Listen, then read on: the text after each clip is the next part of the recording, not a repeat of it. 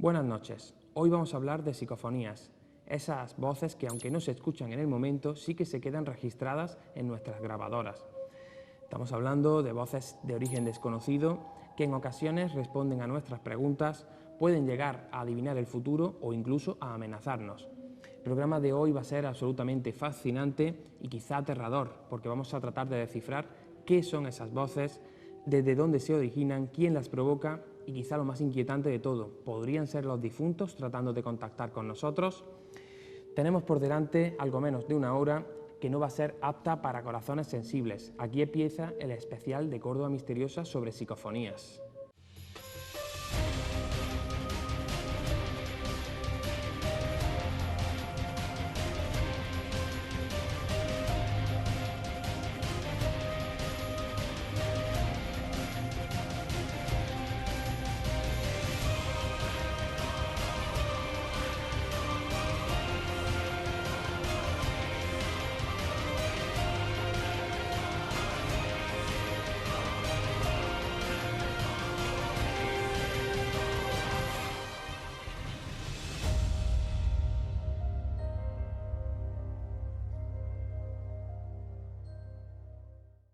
Psicofonías, parafonías, voces de raudí. Estamos hablando de voces casi humanas, de origen desconocido, que dejan mensajes en nuestras grabadoras. Y estos mensajes, la mayoría de las veces, no solo no dejan soluciones, sino que plantean miles de interrogantes. Para desentrañar este misterio, está con nosotros esta noche, una vez más, nuestro asesor parapsicológico, Jorge Liébana, director además del blog psicofonías.com. Buenas noches, Jorge. Buenas noches, José Manuel. Pero antes de empezar a analizar este enigma, vamos a ver el siguiente vídeo sobre la fascinante historia de estas voces sin rostro. En 1959, el cineasta sueco Fredrik Jürgenson fue el descubridor, sin pretenderlo, del fenómeno de voz electrónica, esas voces popularmente conocidas como psicofonías. Jürgenson se encontraba en el campo, tratando de recoger el canto de los pájaros para un documental. Al volver a casa y repasar sus grabaciones, se percató de que entre los cantos de los pinzones se podían distinguir extrañas voces humanas que no deberían estar ahí. Extrañado por lo ocurrido, regresó al mismo lugar y repitió la grabación, pensando que podía tratarse de un error. Pero en lugar de cesar, el fenómeno de las voces fue en aumento y en esta ocasión no solo se escuchaban de forma mucho más clara, sino que entre los susurros podía distinguir perfectamente la voz de su madre, fallecida varios años antes, que se dirigía a él por un apodo cariñoso que solo ella conocía. Friedel, mi pequeño Friedel, ¿puedes oírme? El cineasta comprendió enseguida que tenía algo muy importante entre manos, así que concentró todas sus fuerzas en seguir investigando. Un letón llamado Konstantin Raudiv se interesó por su trabajo y junto a Jürgenson formaría la pareja que dio a conocer al mundo el milagro de las voces sin rostro. En nuestro país, el encargado de divulgar el fenómeno fue el profesor Germán de Argumosa. Continuarían su obra otros investigadores como Sinesio Darnell, Fernando Jiménez del Oso, Pedro Amorós y un sinfín de personas que dedicarían su vida a intentar arrojar algo de luz sobre tan inquietante realidad. A día de hoy la tecnología ha permitido mejorar las técnicas de grabación e incluso abrir nuevas vías para intentar establecer contacto con esas entidades. El descubrimiento de las psicofonías fue una revolución en el mundo del misterio, puesto que supuso la primera oportunidad de aportar un enfoque científico al estudio de la causa paranormal. Bueno, pues si han visto el vídeo y si les gusta el fenómeno de las psicofonías, sabrán que si hay algo claro en esto de las psicofonías es que nada está claro. Se ha hablado mucho sobre el posible origen de las psicofonías, algunos sostienen que son reminiscencias del pasado, otros que podría tratarse del contacto con los fallecidos o incluso se habla de ventriloquía ininteligible o inconsciente. Empezando por el principio, Jorge, vamos paso por paso. ¿En qué consiste esa teoría que habla de que son voces del pasado?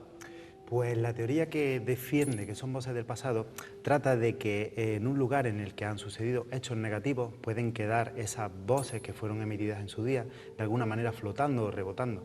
El problema es que esta teoría no se sostiene por sí sola, ya que las voces no dejan de ser pues vibraciones del aire y con el tiempo pues se van atenuando y se van perdiendo. Y luego, aparte de eso, el estudio técnico de las psicofonías nos descubre que las voces que quedan registradas en la grabadora poco tienen que ver luego con una voz convencional, con una voz humana.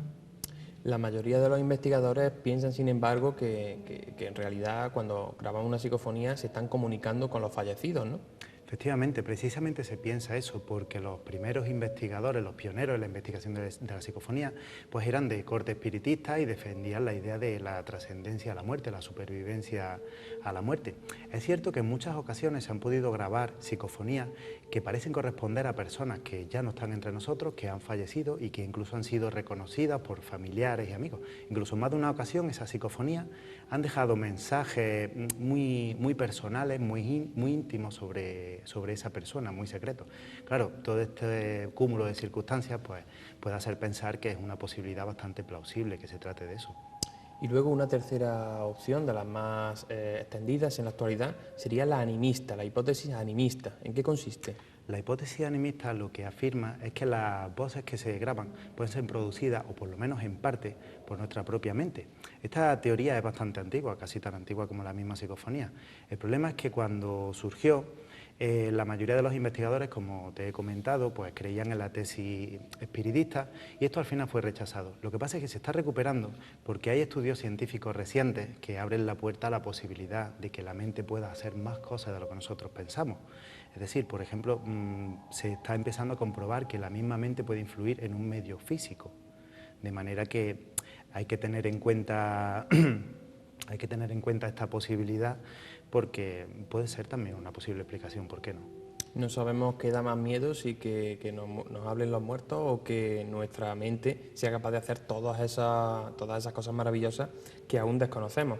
Efectivamente. Existe una cuarta teoría, ¿no? Y sería la de los totalmente escépticos. Claro, como todo fenómeno, pues tiene sus defensores y sus detractores. Los escépticos pueden llevar su parte de razón cuando afirman que muchas de las psicofonías que se publican realmente son malas interpretaciones del sonido, pueden haber estado provocadas por interferencias de radio debido a defectos, averías en la grabadora, pero hay veces en las que estas explicaciones que dan estos escépticos se quedan cortas. Lo cierto es que es difícil avanzar en el estudio de las psicofonías cuando existen estos dos extremos, los creyentes y los escépticos.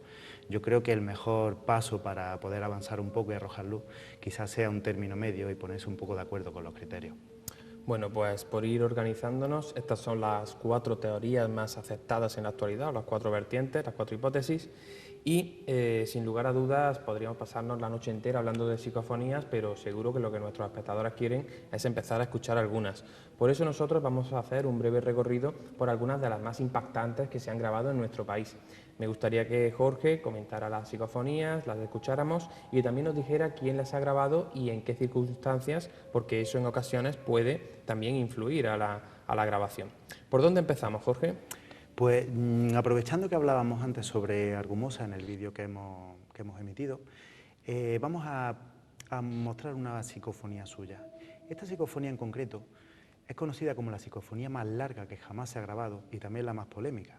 Es conocida como la psicofonía del infierno, dura más de 10 minutos y nosotros ahora vamos a escuchar un fragmento de apenas un minuto donde ya se puede oír todo tipo de voces guturales, desgarradas, gritos, lamentos, sonidos metálicos como de campanas y muchas otras cosas. Vamos a escucharla.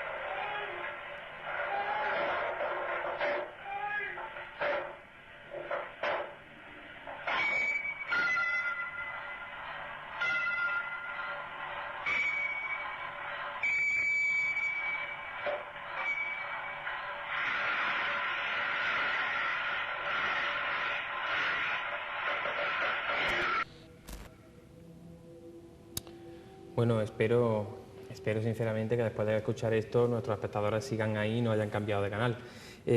Como Jorge comentaba, hemos escuchado solamente un minuto de los más de 10 que dura esta Psicofonía del Infierno. Una psicofonía tan larga, tan impactante, tan dramática, Jorge, ¿por qué llega a ser tan controvertida? Pues en un principio, Argumosa, cuando consigue hacer esta grabación, no tarda en publicarla. De hecho, acude a una emisora de radio donde emitiría en directo en un programa de radio que se llamaba El Abrazo del Oso, la psicofonía íntegra.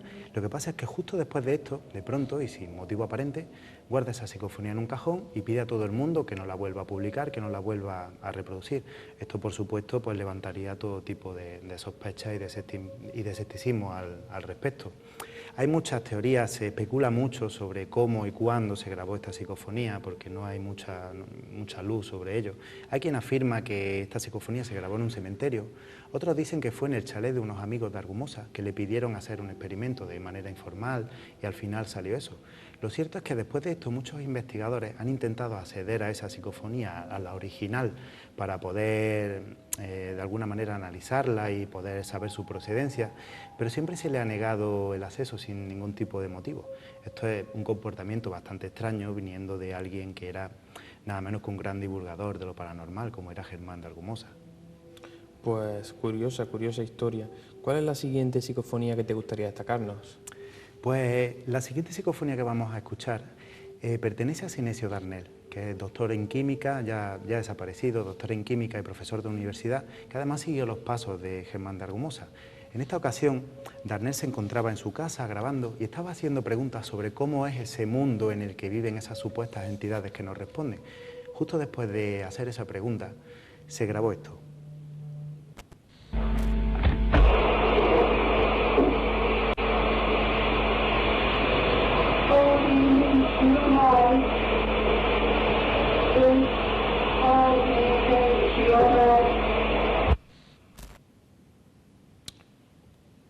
Realmente se escucha muy clara y es impactante que ante una pregunta como ¿cómo es vuestro mundo?, ¿no?, esta supuesta entidad responda adimensional. Bueno, ahí queda para que cada uno le dé vueltas a la cabeza como quiera. Oye, Jorge, a muchos investigadores les gusta ir a grabar psicofonías a cementerios, a lugares donde se han producido tragedias e incluso a casas encantadas, ¿no?, lugares con fenomenología paranormal. ¿Se han conseguido resultados en alguna famosa casa encantada de España? Sí, hay varias que se podrían destacar. Una de ellas es sin duda la Casa de la Marquesa, que es la actual sede de la Delegación de Industria en Albacete. La historia de esa casa es muy curiosa. Margarita Ruiz de Liori era por aquel entonces marquesa de Villasante y propietaria de esa casa. Y ella había heredado de su padre el interés por lo paranormal, por el misterio, ya que se decía que su padre era masón. El caso es que en la temprana muerte de su hija, de la hija de esta marquesa, ella mandó que se enterrara su cuerpo en una cripta y además bajo llave, para que nadie pudiera entrar allí nunca. Esto, por supuesto, levantó los recelos de su hijo, que al final acabaron consiguiendo una copia de esa llave. Abrieron la cripta y al exhumar el cadáver de su hermana, vieron que le faltaba nada menos que una mano, la lengua y los dos ojos. Ellos acusaron a su madre de haber profanado el cadáver de su hermana y consiguieron internarla en un psiquiátrico. Pero claro, la marquesa, que tenía mucha influencia y muchos contactos, al poco tiempo salió en libertad bajo fianza. La teoría que más fuerza cobra sobre por qué hizo algo como aquello, algo tan macabro con el cadáver de su hija, es que por lo visto dio autorización a una serie de médicos que realizaban, digamos, experimentos al límite y les dejó que experimentara con el cuerpo de su hija en nombre de la ciencia, podríamos decirlo, por supuesto fuera de la ley. Parece ser que desde aquel entonces ocurren todo tipo de fenómenos extraños dentro de ese sitio. En una ocasión, 3 investigadores, que se llaman Fernando Rosillo, José Luis Tajada y José Martínez, consiguieron autorización para hacer una investigación nocturna precisamente dentro de la Casa de la Marquesa. Grabaron varias psicofonías, consiguieron unas cuantas, pero la más impactante con la que yo me quedo, sin duda, es la de una voz de una niña que susurra mamá, frío, miedo. Vamos a escucharla.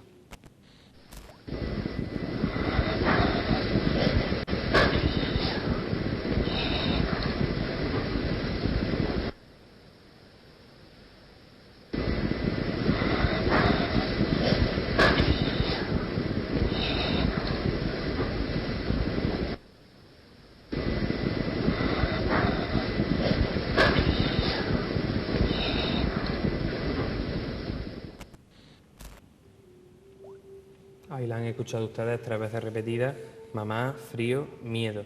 Bueno, pues lo cierto es que pone los pelos de punta a cualquiera. En una investigación de campo, Jorge, suele haber sorpresas inesperadas y parece que incluso en algunas ocasiones estas voces interactúan con nosotros, ¿no? Efectivamente, y parece que incluso como si se pusieran de nuestro lado, nos dieran la razón o nos ayudaran.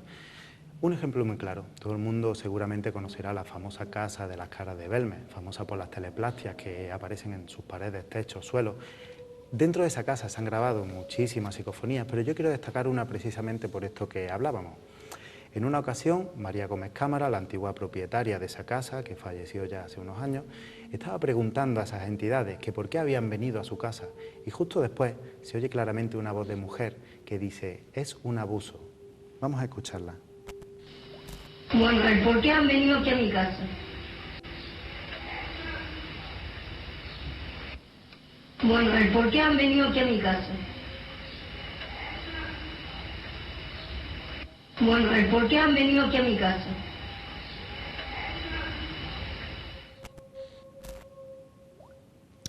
Bueno, pues lugares supuestamente encantados como la casa de las caras de Belmez, de La Moraleda, siempre han llamado la atención de todos aquellos que les gusta este fenómeno y que sienten interés y curiosidad por él. Otro de los lugares favoritos de algunos investigadores del misterio son los cementerios, ¿verdad? Efectivamente. Volvemos, por ejemplo, con Silencio Darnell. Como os he dicho antes, era profesor de química en la universidad, y en una ocasión varios alumnos suyos le pidieron que les enseñara cómo se graban las psicofonías. Así que los llevó a un cementerio y allí estuvieron grabando unos minutos donde les explicaría cuál es su método y tal. Apenas grabó unos minutos y no esperaba nada de aquello, que saliera nada, pero cuando llegó a su casa y revisó lo que había grabado, pues se encontró con una sorpresa que vamos a escuchar.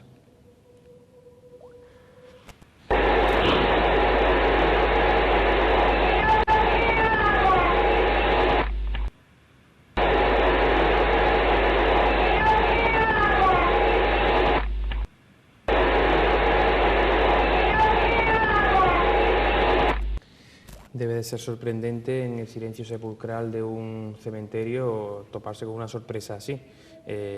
Realmente supongo que no lo esperaba.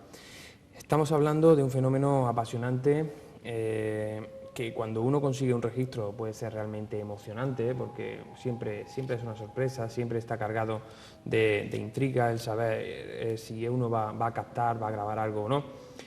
Pero también es un fenómeno que no está nada exento de polémica, ¿no? Probablemente por algunos fraudes que se han producido a lo largo de la historia, por ejemplo, en España, ¿no? ¿Cuál ha sido el más sonado?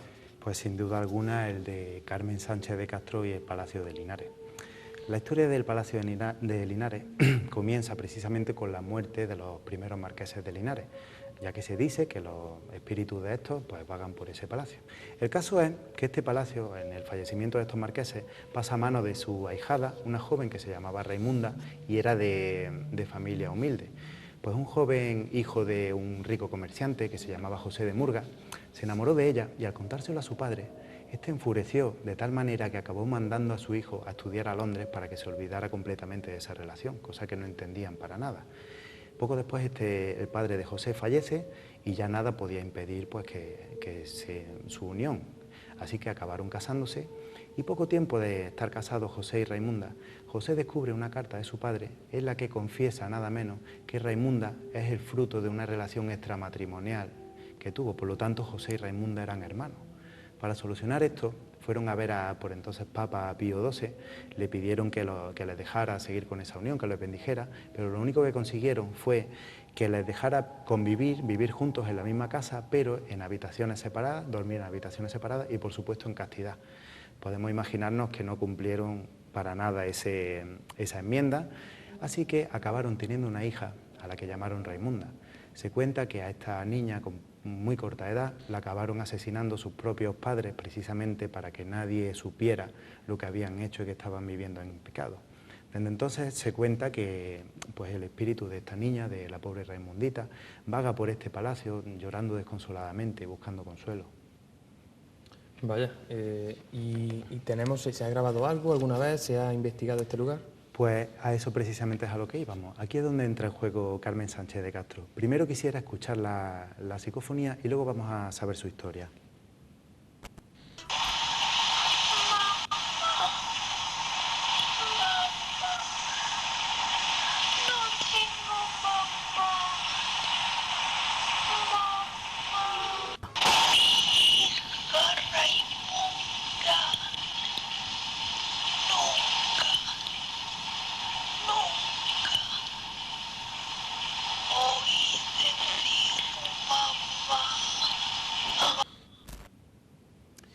Esta psicofonía es diferente a otras de las que hemos escuchado porque es muy clara, ¿no? Es muy angustiosa, pero también es muy clara, ¿verdad?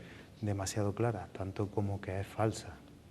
Esta psicofonía la presenta la Carmen Sánchez de Castro a raíz de una supuesta investigación que hace en el interior del Palacio de Linares, pero pronto se iba a descubrir que era un montaje con la única intención de dar publicidad a un libro que acababa de publicar, que acababa de escribir. Curiosamente, esta mujer estaba siendo buscada por la policía precisamente por fraude fiscal y otro tipo de delitos económicos, y gracias al revuelo que montó con todo este montaje, esta psicofonía, pudo ser encontrada y pudo ser castigada en consecuencia.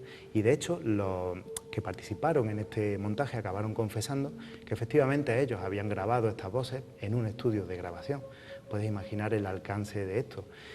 El caso es que este montaje en concreto hizo mucho daño al mundo de la parapsicología, y desde aquel entonces las investigaciones, por muy serias que sean, son vistas con mucho recelo.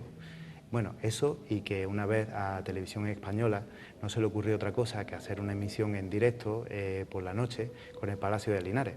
Esto provocó nada menos que más de 200 personas acabaran saltando la valla del palacio, entrando en él para curiosear, y tuvo que desalojarlo la policía. Este tipo de hechos puede imaginar que desacreditan en mucho este fenómeno. Claro, entonces todo esto significa que en el Palacio de Linares, con toda esa historia que tiene detrás, ¿no ocurre en la actualidad ningún tipo de fenómeno extraño? No, realmente no tiene por qué significar eso, ya que hay muchas personas que han podido investigar ahí dentro y han conseguido pruebas en forma de fotografía, de vídeo, de psicofonía, bastante. Por ejemplo, Germán de Argumosa y el mismo grupo ESTA han conseguido diversas pruebas, no se han ido con las manos vacías cuando han estado allí investigando. Bueno, por suerte, para los que amamos el misterio, para los que nos apasiona este mundo, estos son casos aislados, en España se han producido como en todas partes del mundo, pero también existen otro tipo de investigadores rigurosos, serios, veteranos, como es el caso de, bueno, pues de Paco Mañas, ¿no?, del que vamos a hablar a continuación, y que también nos ha cedido algunos de sus trabajos, ¿no?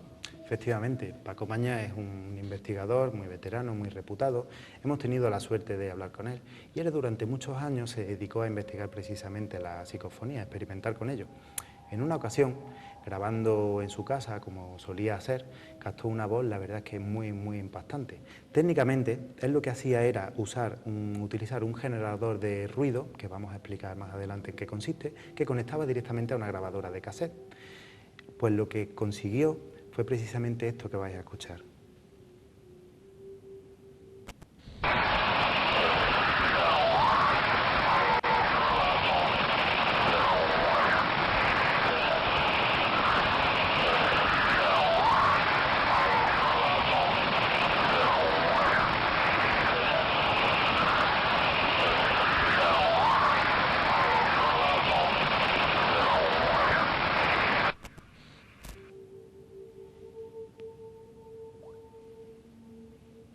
Hay que aclarar, sí, hay que aclarar que el mismo Paco Mañas, al cedernos esta psicofonía y otra más, nos aclara que él no está totalmente seguro de la veracidad de estas grabaciones, de que sean psicofonías reales, ya que los medios que él tenía en la época, que se usaban en la época, pues no son del todo fiables.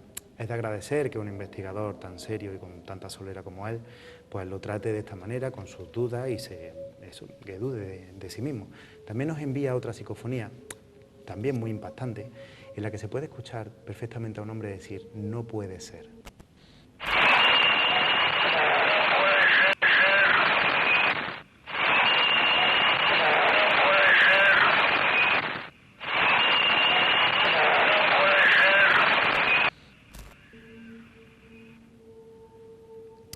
Bueno, hemos escuchado esas dos psicofonías de Paco Mañas y bueno, aunque uno tiene la última duda, cuando uno es escéptico siempre tiene esa última duda, pero realmente el sonido es el metálico, el clásico de los registros bien grabados, de los que sí que son inclusiones psicofónicas. Efectivamente. Bueno, nosotros vamos a pasar ahora a una sección en la que vamos a ver cómo se graba una psicofonía, aunque antes de nada tenemos que montar el plató. Vamos a dejarles con un vídeo en el que el propio Friedrich Jürgenson les va a mostrar algunos de sus trabajos.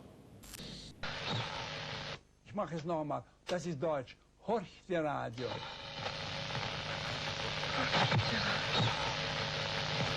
Radio. Bovino, das ist italienisch. Also sehen Sie, dieses Gemisch ist ein Beweis, dass kein Rundfunk solche Sendungen geben kann. Gut. Noch einmal. Noch einmal.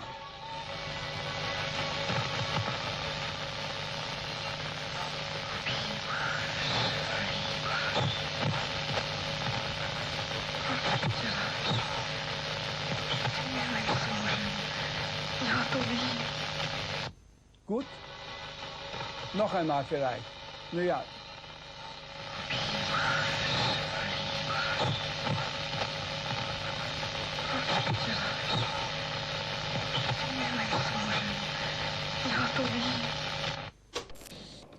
Bueno, pues ya tenemos en nuestra mesa colocados los equipos necesarios para tratar de contactar con esas entidades. Así que Jorge va a pasar a explicarnos cómo funciona cada uno y para qué sirve.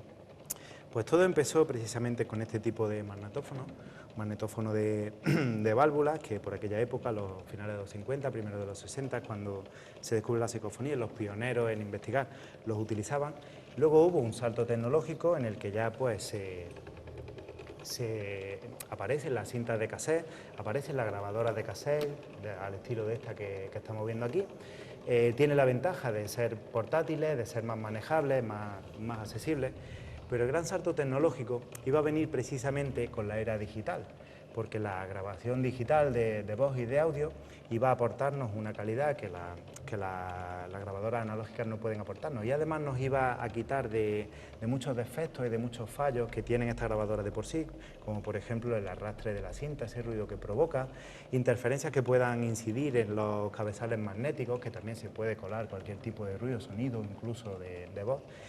Y lo cierto es que la grabación digital tiene una ventaja y una desventaja. La desventaja es que, curiosamente, las psicofonías han perdido calidad con respecto a lo claras que eran las antiguas, las primeras, que parecía que nos hablaban directamente.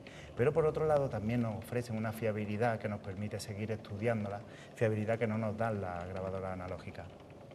Muy bien, y aunque parezca paradójico, Jorge, en ocasiones, en lugar de un silencio absoluto, los investigadores lo que buscan es un ruido de fondo, ¿no? Algo que se conoce como ruido blanco, como portadora, ¿no? Como portadora, efectivamente, porque hay expertos en psicofonía muy reputados que afirman que el uso de un ruido concreto a la hora de hacer una grabación, básicamente un ruido que quede como de fondo, tampoco excesivamente alto, favorece el origen de esas voces, que se originen, precisamente porque esas voces se basan en ese ruido, se ayudan de ese ruido para surgir. El ruido blanco, para que nos entendamos, es como, por ejemplo, el color blanco, la luz blanca, pues es una unión de todos los colores.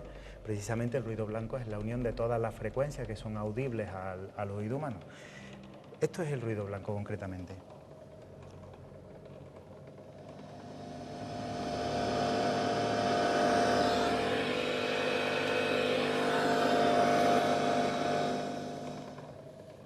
Bueno, pues ya lo han escuchado, el ruido blanco no es más que una radio desintonizada y parece que, como dice Jorge, esas voces o esas entidades se ayudan de este ruido para poder manifestarse. En cuanto a los métodos para grabarlas, Jorge, ¿cuáles serían los que existen? Pues realmente no hay un método que sea más fiable que otro o más eficaz que otro. Lo único que sí hay que tener en cuenta, independientemente del método, es que hay que tener un control sobre lo que se graba, si se quiere tener una mínima fiabilidad de lo que se está grabando. Usualmente se hacen dos tipos de cosas. Uno es la experimentación o investigación de campo y otra la investigación de estudio. La investigación de campo consiste en ir a aquellos lugares supuestamente encantados donde ocurren cosas, lo que acabamos de hablar, y diversos grupos de investigadores, tanto profesionales como aficionados, van precisamente a esos lugares a intentar captar psicofonía. Esto tiene una desventaja, y es que hay que ejercer un mayor control sobre cómo se está grabando y sobre el ruido ambiente, ya que normalmente son sitios que están en ruinas, que están llenos de escombros, se puede hacer ruido muy fácilmente y eso puede dar lugar a confusión. Luego, por otro lado, está lo que llamamos investigación de estudio o de laboratorio, que es la que se hace en lugares conocidos, en lugares controlados, como puede ser un local, un estudio, tu propia casa. Esto tiene la ventaja de que, además de conocer bien tu entorno, te da mucha más libertad a la hora de experimentar, no tienes límite de tiempo, no tienes ningún problema. Por lo tanto, de alguna manera se puede decir que los resultados que tengas con este método pueden ser aún más fiables, pueden tener más valor. Vale, y a la hora de analizar los audios, ¿qué sería lo más importante que hay que tener en cuenta? Pues lo más importante que hay que tener en cuenta, en base a la experiencia de prácticamente todos los investigadores coinciden en eso, es que para empezar las voces psicofónicas, las que se graban, poco tienen que ver con las voces humanas convencionales. Hay rasgos que no comparten entre ellas, que les faltan a la psicofónica.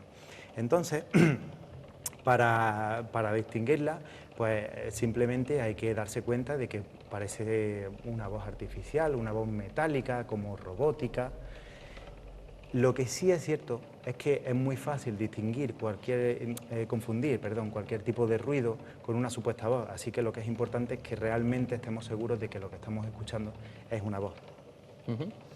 A lo largo del programa, nuestros seguidores seguro que han disfrutado de muchas de las psicofonías que tanto hemos grabado nosotros en nuestras investigaciones, como otros invitados que nos han acompañado y que han querido compartirlas con nosotros.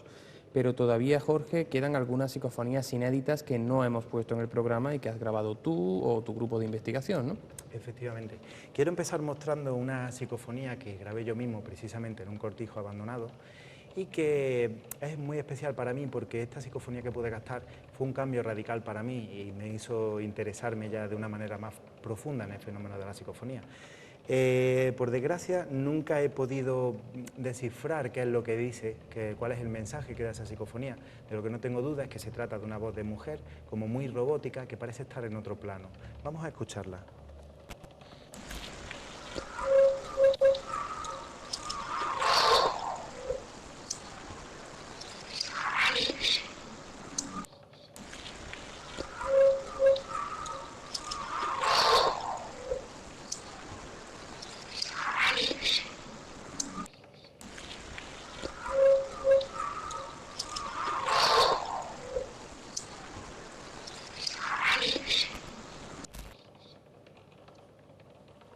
¿Cuál era la pregunta que se hace antes de obtener este registro? En este caso es curioso porque yo pregunté cómo se llamaba la gente que vivía en esta casa. Mi posible interpretación siempre ha sido Ana, seguramente, pero como te digo, no estoy completamente seguro de que sea eso lo que dice o a lo que se refiere. No obstante, bueno, creo que la voz metálica es clara y el parecido con otras psicofonías que hemos dado por válidas es absoluto. Pero como avanzabas, no es necesario ir a un lugar encantado, trasladarse a un cementerio o a un lugar abandonado con tragedia para obtener este tipo de registros, ¿no? Se puede, sin apenas medios y con un poquito de ganas, de imaginación, se pueden llegar a grabar en cualquier lugar, ¿no? Incluso en la habitación de uno, ¿no? Efectivamente. Esta siguiente psicofonía que voy a mostrar la grabé precisamente en mi estudio y además estaba usando el método precisamente del ruido blanco que acabamos de explicar. Yo estaba usando una pequeña radio que tenía desintonizada, encendida, muy bajo volumen y estaba realizando preguntas.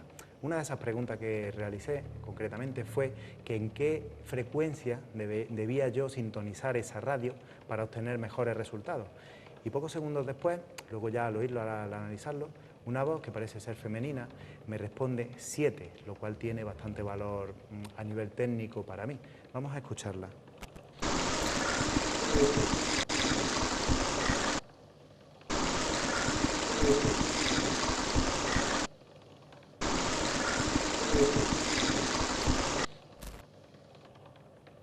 El ruido de fondo es a lo que antes te referías con portadora, ¿no? Efectivamente, eso es lo que hemos definido antes como portadora. Vale. Bueno, en esta ocasión tú estabas experimentando en tu estudio, estabas provocando el fenómeno, pero también hay otras ocasiones en las que el fenómeno se graba de manera accidental, ¿no? Efectivamente. De hecho, nosotros hemos recibido recientemente, como sabes, la grabación de un seguidor nuestro, Carlos Ontivero se llama, nos la envía desde Argentina. Y la historia es muy curiosa porque esta grabación la obtuvo accidentalmente, como bien comenta, mientras estaba estudiando para opositar. Su método de estudio consistía precisamente en grabarse a sí mismo leyendo la lección que tenía que estudiarse para luego posteriormente escucharla y memorizarla mejor. Pero ¿cuál fue su sorpresa? Cuando al escuchar eso que había grabado, esa lección, ve como una voz muy bronca y muy susurrante se superpone completamente a la suya. Nosotros la verdad es que por más que lo hemos analizado no le damos ningún tipo de explicación. Esto fue lo que él grabó. Autônomo, polizia 8, edad media, edad media, edad media.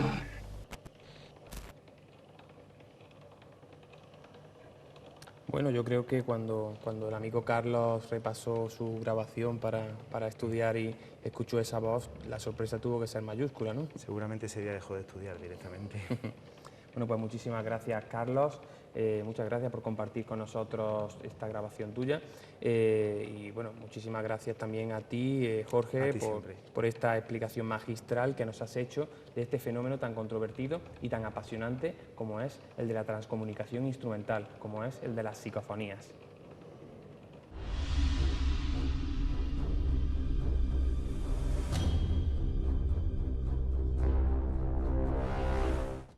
Ya está de vuelta con nosotros Almudena para compartir con ustedes todas esas experiencias alucinantes que están viviendo en nuestra ciudad, en Córdoba.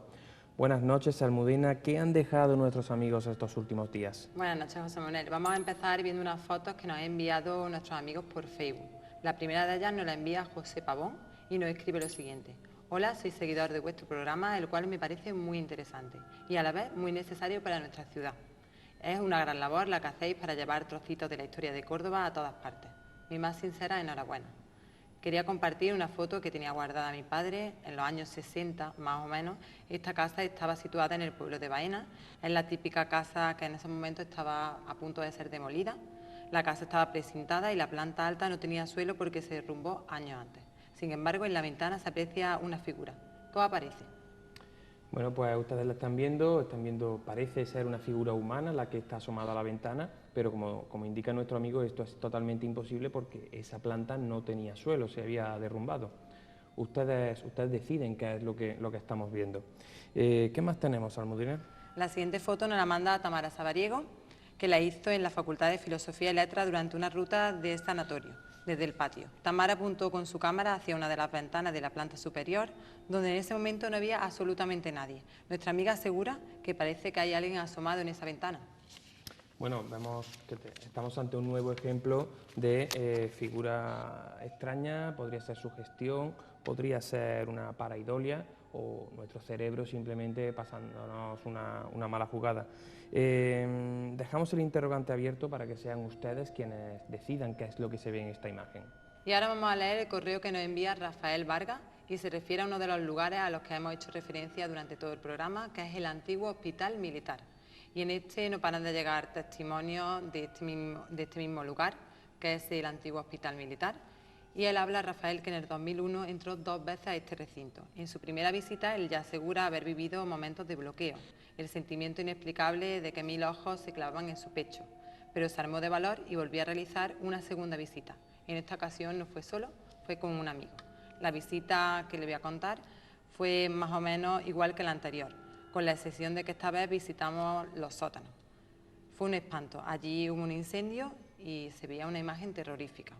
Creíamos estar en una lavandería por la cantidad de ropa que había y Javi dio un segundo aviso. Te juro que creo haber escuchado una sábana doblarse. Es obvio que la sugestión domina este tipo de circunstancias, así no le dimos mayor importancia. El segundo aviso lo recibimos en la calle principal que va desde Agrupación de Córdoba hasta la capilla, allí parados sin saber si ir para un lado o para otro. Nos quedamos estupefactos porque oímos una voz bajita y lejana, pero una voz que nos quedó petrificados.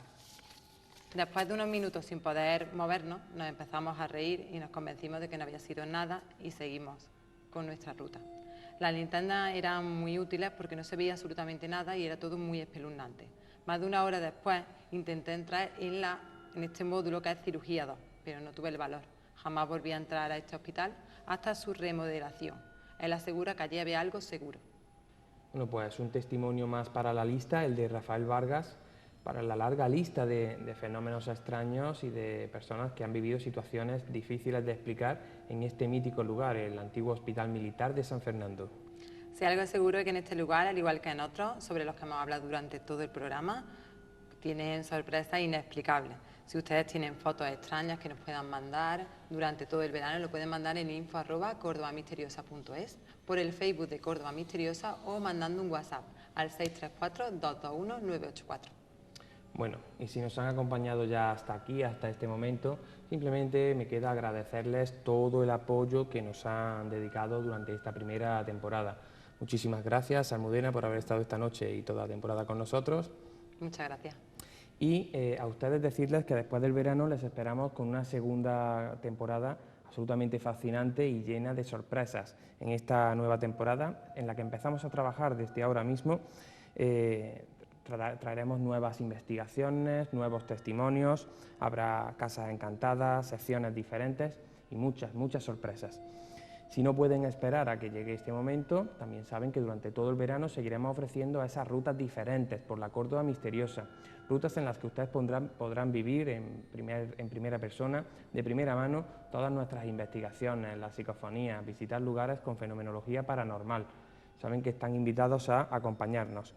Y muy atentos a las novedades porque en breve, muy pronto, anunciaremos la salida de nuestra nueva ruta, los paseos por Córdoba Misteriosa 2. La mejor ruta que hemos hecho hasta el momento, la más espeluznante, en la que probablemente más veces se les pondrá el vello de punta.